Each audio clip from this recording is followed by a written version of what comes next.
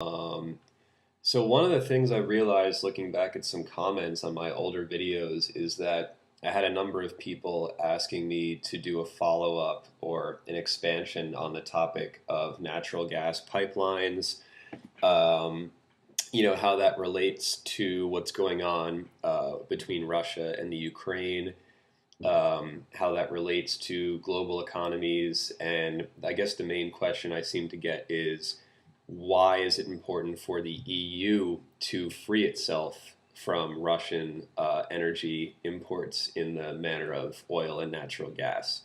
And so I just wanted to expand on a couple of bullet points on that.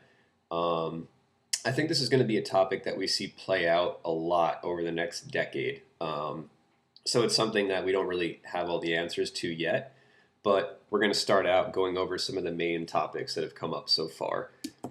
So I have this article here from Bloomberg talking about, Ukraine wanting to wean itself off of the natural gas. And basically, this is something that started to take place after the war broke out in Ukraine. And essentially, if you look into it behind the scenes, this is definitely one of the things that kind of got the whole quote unquote civil war started. Um, so essentially, the whole conflict breaks out in Ukraine.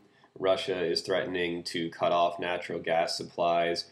It's not something they can necessarily just do because they can't afford to sit on the supplies they have, not make any money. Energy accounts for about two-thirds of all Russian exports, and a huge percentage of that is going to Europe. So for them to simply say, we're going to not, export gas or not even export to the Ukraine would be pretty detrimental to them in a financial aspect. And what's interesting is that Russia provides two-thirds of the energy for, I'm sorry, Russia provides about 30 to 40%, depending on the country, of Europe's energy in the form of oil and gas. But in some of the Eastern European countries, it's far more, and it's even closer to 100%. So one of the things that they basically wanted to do was to make sure that in the event of political, issues between anybody in Europe, whether it's Western Europe or Eastern Europe, but in this case specifically, we're talking about Western Europe for the most part because they have political tensions with Russia. They want to kind of free themselves from Russia's ability to say, hey, we don't like what you're doing in the world political arena, so we're going to start raising gas prices or we're just going to cut them off. That's kind of one of the main bullet points here. And it's sort of I guess I would say the main topic, but it's kind of on the surface. There's some other things we have to examine. So the number one reason would be Western Europe does not want to have to be politically tied or politically favorable to Russia simply because they get a lot of gas from them. They don't want to have to play ball with them. This is part of the reason that you saw the EU backing off from the Ukraine crisis because they couldn't come in there and just say or do whatever they wanted. I mean, their energy was on the line. And this is so important, guys. Even though Europe gets 30 to 40% on average, Western Europe, of its gas from Russia, about half of all of that gas, no matter where it's going, has to flow through Ukraine. So this is why you're going to see on the one hand some other pipelines being proposed, like the South Stream, on the part of Russia, because they want to try to avoid Ukraine entirely if they can.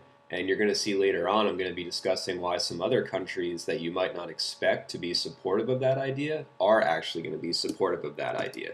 And it all comes down to them trying to do what's most politically favorable for their own governments.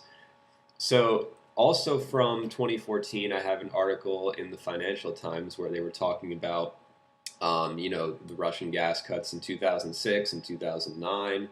And this is where I wanted to get at. You can see right leading up to what was going on in Ukraine. Europe's imports from Russia rose 16% last year to hit a record high. So leading up to the Ukraine crisis, Europe was importing more and more and more oil and more gas. It wasn't like they were getting any better at solving this issue. And now all of a sudden you have a crisis in Ukraine, which is the country that moves, 50% of the oil for Western Europe and which borders Russia. So you can see why the Europeans might be concerned with having a conflict going on and they're increasing their reliance on Russian gas. So what's interesting is in this second paragraph, they start talking about this term, which you're going to see a lot, reverse flows. All that means is basically reselling, guys. So I mean, for example, let's say the U.S.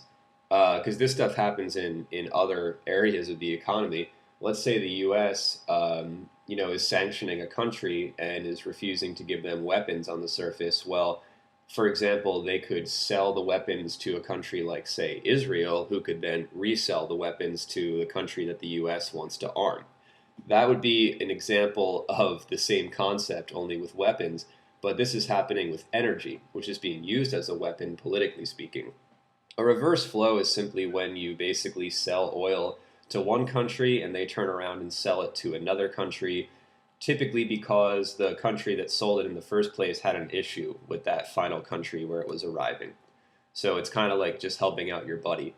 And Russia was trying to stop this, although they found it difficult to do just because the EU is a sort of congealed group and they're going to do whatever they can to band together to try to get, their buddies, essentially the best deal they can on oil. And they work together to try to kind of prevent Russia from having this sort of control. So you're going to see moving on after this, basically that conflict was going on for a little while and that Europe realized very, very quickly it had a problem. This is interesting. You can see in this article, in 2014, people were already starting to get worried with oil sinking between $90 a barrel. I mean, look at where we are now. We're below half of that. So, you can see that people were getting panicked really, really early on. And interestingly, if I go back to the New York Times, here's an article almost exactly 2 years after the last two articles that I posted. And you can see it's basically the exact same topic. How is Europe going to get around their reliance on this gas that's coming from Russia? And you can see in these top paragraphs here, so far in the Ukraine crisis, the European Union and the United States have resorted more than Russia to using energy as a weapon by denying Moscow the technology for shale development and Arctic drilling, and by imposing sanctions on Russian energy companies, but not Gazprom. You can see here they ended up not cutting off, supplies to the Ukraine. Basically, this is one of the things that I'm going to be using as a segue to talk about how the U.S. companies, the shale companies, the new guys on the block, are becoming involved. Now, the shale development, the shale boom, and the shale technology is what has sort of skyrocketed America to the front of this issue, because America was not a top exporter of oil and gas before shale technology was in development. And now we are pretty much number one due to the fact that we have this shale boom. We've discovered a lot of deposits around our country, and we've been able to extract them. So on the one hand, it would be very important not to give an enemy like Russia technology that would help them to do the exact same thing if you're the US and you're trying to increase your political favoritism by having more control over the energy. So, on the one hand, you have to realize that the shale boom is what has allowed America to come to the top of the energy market, and so they do not want to share that technology, which has allowed them to do that with Russia, who might also want to be diversifying and moving into shale. Nextly, you're going to see that actually has created a bit of a problem for some of the American companies, simply due to the fact that pricing has fallen at an interesting time. So you're going to see here top natural gas importers from Russia. Like I was saying, the Ukraine, about half of the oil that ends up in Western Europe, regardless of what country, regardless of how much they import, half the gas that goes to Western Europe has to flow through Ukraine. Now, you might be thinking, if I look into the South Stream pipeline, if I look into other ideas that Russia has proposed to get around the fact that Ukraine is now a problem for them, one of the things you might find intriguing is that Germany, who is sort of, the U.S.'s best friend in Europe and always kind of doing what the U.S. and NATO wants, and definitely a country that had to kind of walk on eggshells with Putin, but still doesn't like him. It's quite obvious. Interestingly, you might have read that Germany was not too against that idea, the idea of expanding pipelines around Ukraine. And this chart to me kind of shows you why. Number one, obviously they're going to be spooked by all the Russian, threats and things like that, because those are threats to their economy. But Germany is number two. They're the number two importer. So, and Turkey, of course, if you've seen my last videos and if you've paid attention to this topic at all, you know that Turkey is obviously hugely involved with pipeline territory expansion. Why would these two guys want to be involved? Because they are number two and number three. So they know if Ukraine falls off the list for whatever reason, whether it's political, whether it's, because of some kind of attack, it doesn't matter. They're going to move up the list. So Germany becomes number one, Turkey becomes number two, and Ukraine might just completely fall off the map. So these countries are not trying to play it cool. They are not trying to defuse the issue. They're simply trying to position themselves to be number one so that they now have the political power that they are trying to fight for. They want to have the power over their neighbors that they are claiming to try to help, that they are claiming to try to free from Russian dependence. This is not the case, guys. They're trying to get themselves to the top. Now, getting back to why I have to mention some of the issues the US companies are facing, it's all about timing, okay? So on the one hand, like I was saying, the shale boom has allowed the American companies to kind of skyrocket to the top. However, there's a couple of issues.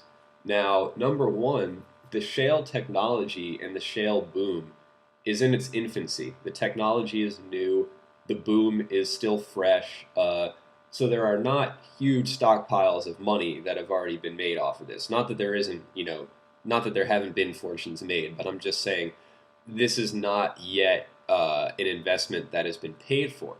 What I'm getting at is that the current low price of oil is not advantageous to the American shale companies. They have spent a lot of R&D money, they have spent a lot of time, and just put a lot of investment into infrastructure to make this boom happen.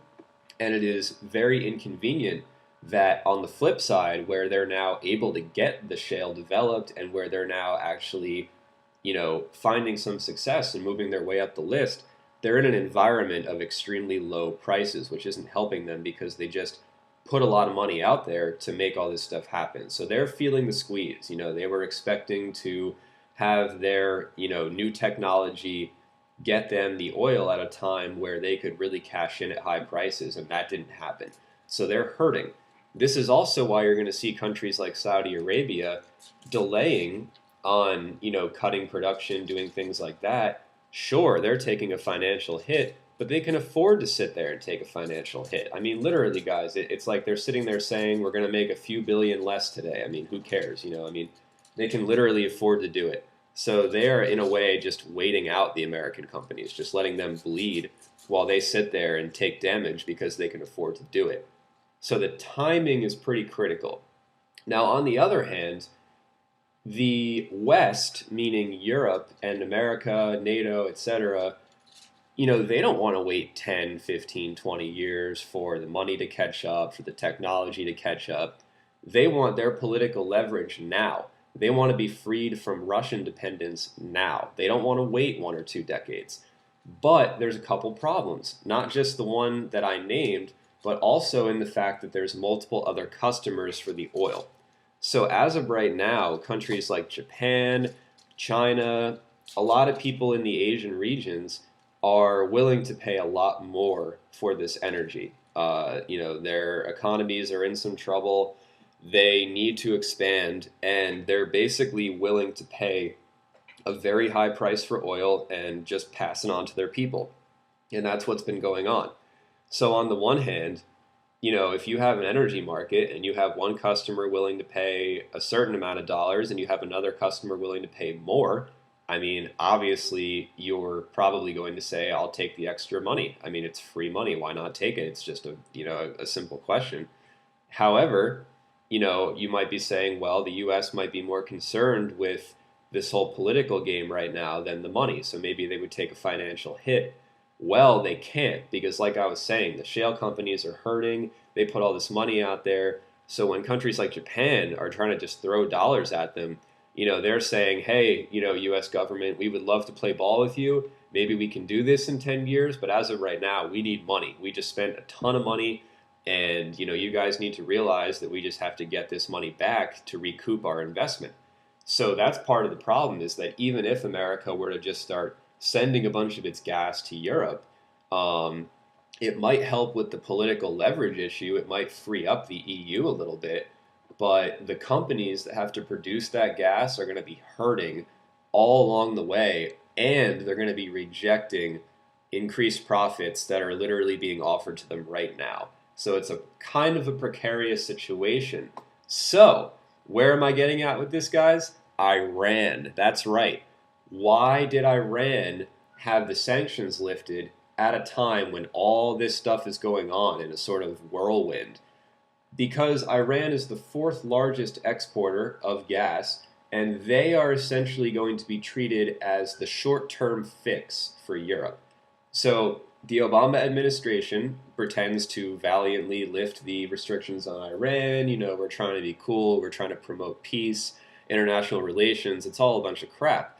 What they're trying to do is relieve the sanctions as a short term fix for the Europeans to make sure they have the gas they need now, while the Americans recoup their investment, work on expanding their energy infrastructure. As soon as that's ready, they will flip the switch. America will now become the new exporter, which will give us a ton of money. It will also give us a ton of political leverage, and it will remove the leverage that our enemies have. While at the same time, I can pretty much guarantee you that's when we're going to start messing with Iran again. The only reason we're being cool with Iran right now is because we need their energy for a short-term fix. As soon as they are no longer needed, we'll go right back to saying they're developing nuclear weapons, and we'll go right back to saying that we have to go in there and have a war with them. Now, you might be thinking that you're surprised that Israel isn't louder about this, even though they are upset about the whole nuclear deal. That's just them trying to save face in their own country. They sort of realize that this needs to happen to affect the larger global changes they need. I mean, obviously, what's going on in Syria, benefits Israel in a huge way, and that ties into this whole conflict. So I'm sure that Israel sees that overall this is moving in their favor. They're just not happy that they had to help Iran along the way because they just don't want to. That's something they wish they didn't have to do, but they kind of just have to bite the bullet and deal with it because everybody's in this together, and we can't just simply, reject entire, ideas that are going to work just because Israel is going to complain, even though Israel usually does get things their way. They kind of just have to eat it for about 10 years until this whole thing shakes out. So my last thing I wanted to point out there, guys, is a pretty interesting article that you might want to Google. Um, in-depth analysis. Could U.S. oil and gas exports be a game changer for EU energy security, from the Policy Department from the European Parliament?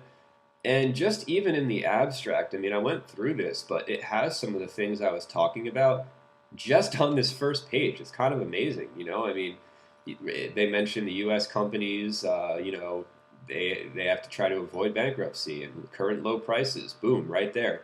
On the other hand, I'm pretty sure they mentioned Iran down here. Yeah, they did. Yep. Okay, there we go.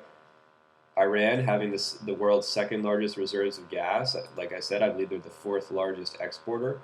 Um, and they talk about stabilizing prices over here, the nuclear deal. So you can see, I mean, these countries will pretend in the media to have certain opinions and to be favoring certain countries, but they'll make a deal with them if it helps them in the short term and just pretend that they're terrorists later when it's more convenient. So, guys, let me know what you think about this. I really hope this helps out. I hope this answers some questions. Let me know if you have more, though. This has been a really interesting discussion. I'll talk to you guys soon.